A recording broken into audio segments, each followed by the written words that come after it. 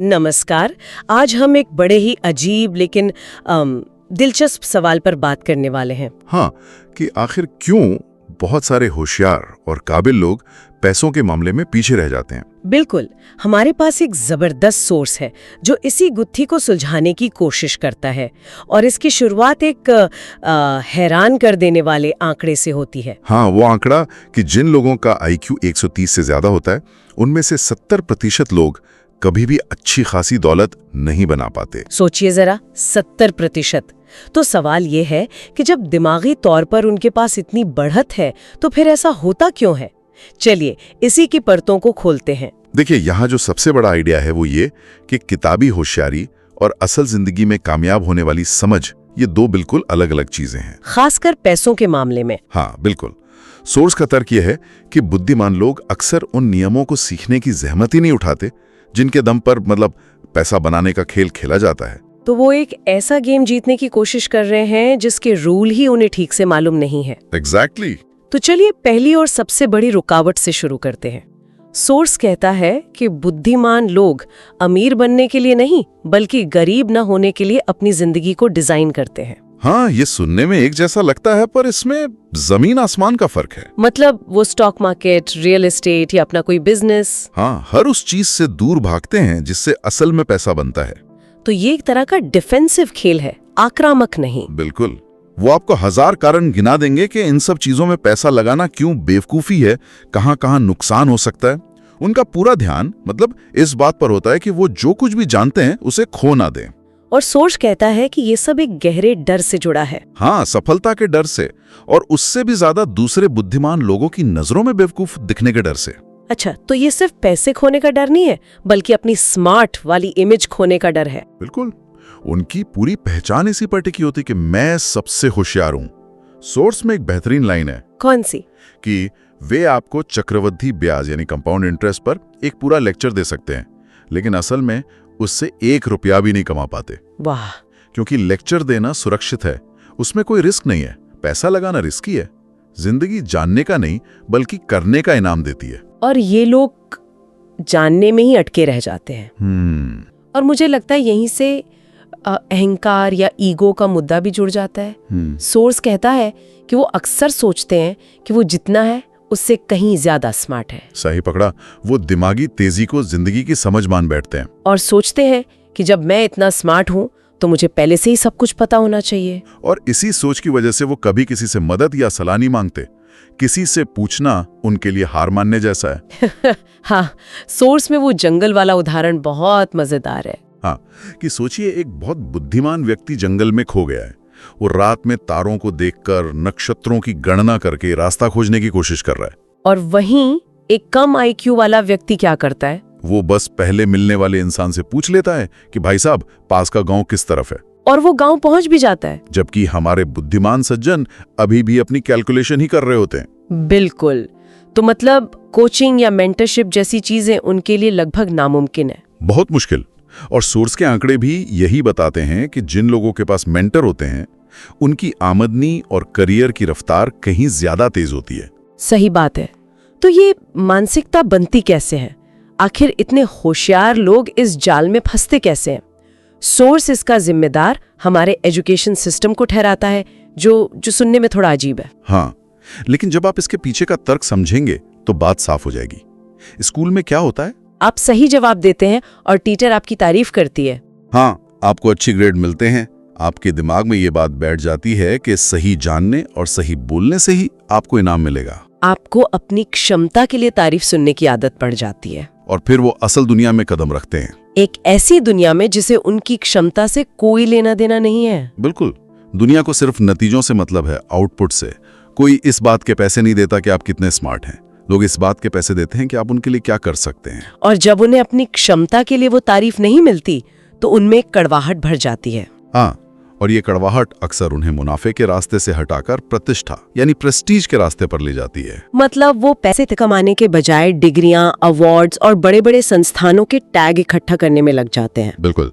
Diploma, certificate, कौन से college से पढ़ें, यह सब उनके लिए नई करेंसी बन जाता है। और दूसरी तरफ सेल्स या मार्केटिंग जैसी जरूरी चीजों को वो छोटा काम समझने लगते हैं। हाँ, नैतिक रूप से गलत, उन्हें लगता है ये सब काम इंटेलेक्चुअल लोगों के लिए नहीं है। ये फिर से वही जानने और करने वाली बात पर आ गया।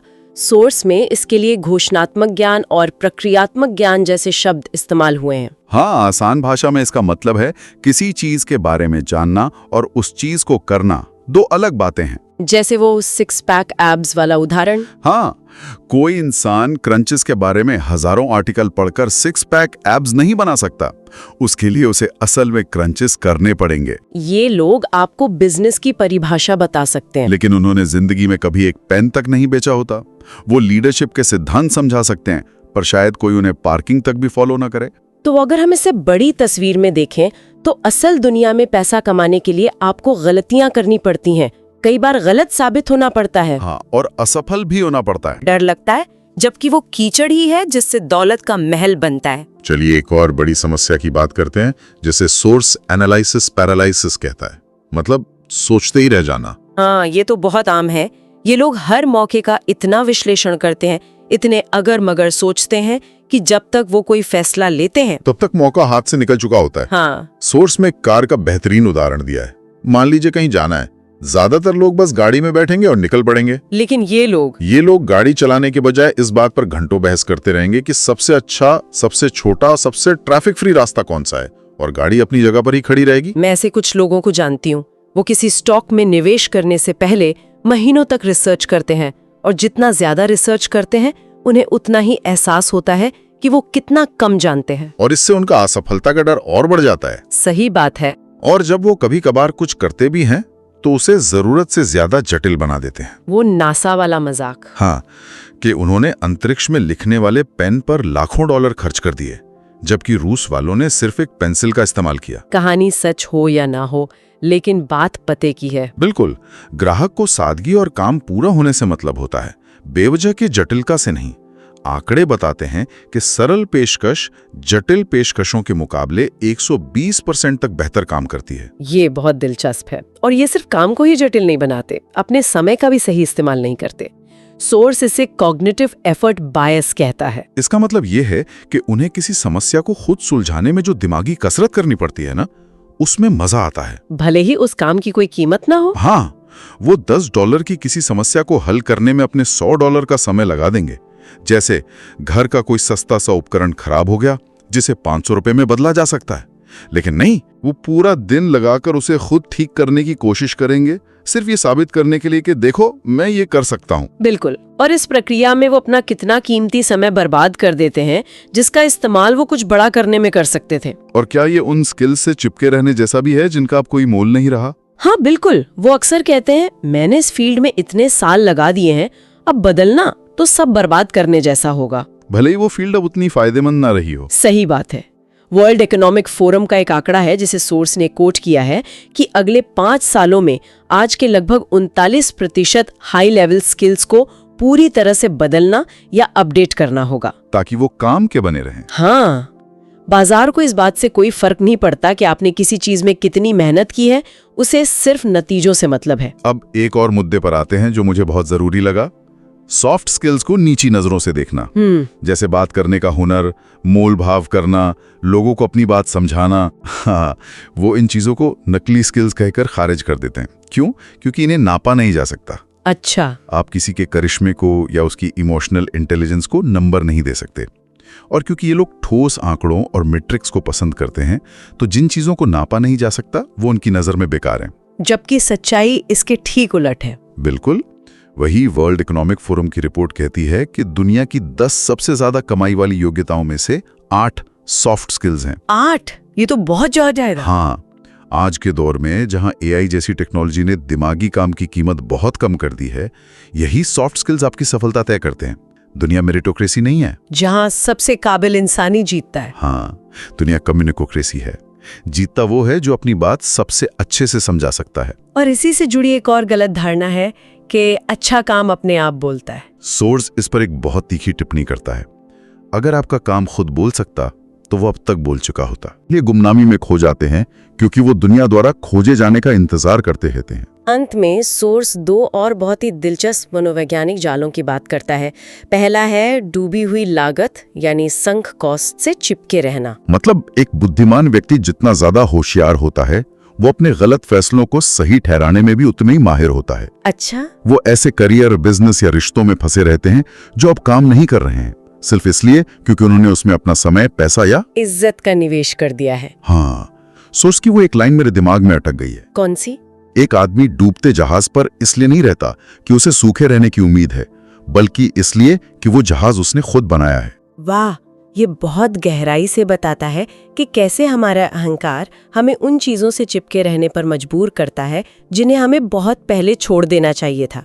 और दूसरा और आखिरी जाल, जब 2 ऐसे ही जोखिम से बचने वाले बुद्धिजीवी एक साथ आ जाते हैं, जैसे पति पत्नी, तब उनका घर एक फैक्ट्री के बजाय एक यूनिवर्सिटी बन जाता है। बिल्कुल, उनके पास सिद्धांत बहुत होते हैं लेकिन नतीजे शून्य। वो एक दूसरे के डर को और हवा देते हैं, जिससे जिंदगी के बड़े फैसले जैसे घर खरीदना, निवेश करना या करियर बदलना सब टलते जाते हैं। हाँ, और हार्वर्ड बिजनेस स्कूल का एक शोध बताता है कि ऐसे जोड़ों को फैसले लेने में दूसरों के मुकाबले 2.3 गुना ज्यादा समय लगता है। और ये देरी बहुत महंगी पड़ती है। बहुत ज्यादा।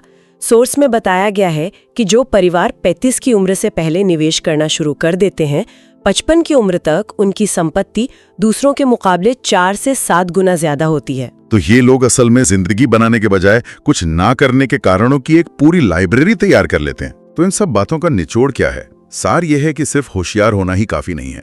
ये एक शक्तिशाली इंजन की तरह है, लेकिन अगर आपको गाड़ी चलानी ही नहीं आती या आपको पता ही नहीं है कि जाना कहाँ है, तो वो इंजन बेकार है। उस दिमागी ताकत को असल दुनिया के नियमों, बिजनेस की समझ और सबसे जरूरी एक्शन लेने की हिम्मत के साथ जोड़ना पड़ता है। बिल्कुल, जानना और करना 2 अलग-अलग चीजें हैं और दुनिया करने वालों को ही इनाम देती है। लेकिन सोर्स एक अच्छी उम्मीद भरी बात पर खत्म होता है। जो बुद्धिमान लोग पैसे और बिजनेस के बारे में सीखने का फैसला कर लेते हैं, वो असीम यानी लिमिटलेस हो जाते हैं। बात कम स्मार्ट होने की नहीं है, बल्कि इस बारे में स्मार्ट होने की है कि असल दुनिया में सफलता कैसे काम करती है। सही कहा। जब दिमागी घोड़े और बिजनेस की समझ एक साथ दौड़ते हैं, तो वो ऐसे समाधान बना सकते हैं जो वाकई दुनिया को बदल सकते हैं। और ये हमारे लिए एक अंतिम सवाल भी छोड़ जाता है। क्या? सोर्स ने बताया कि बुद्धिमान लोग अक्सर पैसे को अपने स्तर से नीचे की चीज समझते हैं। ये सोचने पे मजबूर करता है कि और कौन से ऐसे काम या स्किल्स हो सकते हैं जिन्हें लोग सिर्फ इसलिए खारिज कर रहे हैं क्योंकि वो पढ़े लिखे लोगों के काम नहीं माने जाते। ये सोचने वाली बात है। शायद असली बाधा यही है, ये तय करना कि क्या सीखने लायक है और क्या नहीं।